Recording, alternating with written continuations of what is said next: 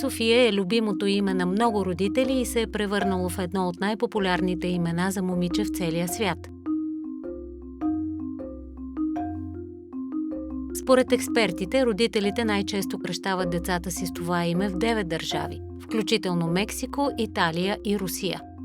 В Съединените щати то заема 3-та позиция, а е в топ 3 в 20 други държави. Името е често срещано в страни, които са далечни едни от други, както географски, така и културно. Този факт изумява експертът Лаура Wattenberg, която анализира данните от проучването. За мен е впечатляващо, че толкова различни култури и толкова различни езици възприемат това име и то звучи по един и същи начин навсякъде. Това говори много за начина, по който културата се разпространява в днешни дни. Водени от идеята си за фестивал на Софиите от цял свят в София, се свързахме с Лаура с няколко въпроса. Ето какво сподели тя с нас. Does a person come into this world with his name and must it be given beforehand? That's an interesting question because different cultures have different traditions about when to name a child. I mean, in some cases, the name is set before you in advance because perhaps the first son has to have the father's name and traditions like that. And other cultures have a baby naming ceremony a week or even a year after the baby is born, and it's thought to be bad luck before then. But most often, I think parents, it's good for parents to know the name and have chosen the name before the baby is born, because that lets you imagine your child. It lets you start to form a connection in advance when the baby is not even there yet. Perfect. Very interesting. Yeah, it makes sense. Is there a connection between a person's name and the way he sees the world? I think there has to be a connection between your name and the way you see the world, because your name, people respond to you differently based on your name.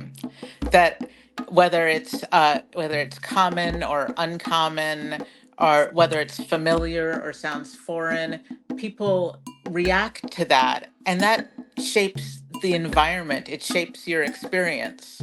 And so I think that people who share a name do have something deep in common.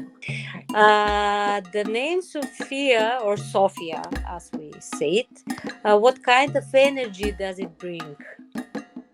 Oh, that's I love to think of it as energy.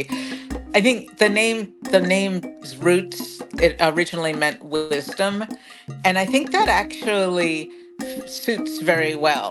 Sometimes the origin of the name is lost to history, but I think Sofia does sound wise because it sounds very classic and elegant, but also it's very warm. I think it attracts people.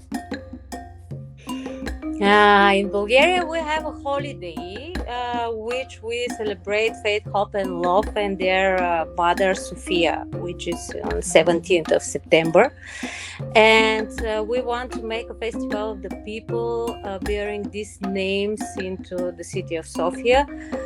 What makes the people bearing these names unique? What makes the girls, the women with these names unique? I think that, first of all, as we talked about, having had the shared experience of going through life with that name, but also knowing that wherever in the world you're from, your parents saw something special in that name. I think that there's something very beautiful about that knowing that people from dozens of different countries all came to that same point.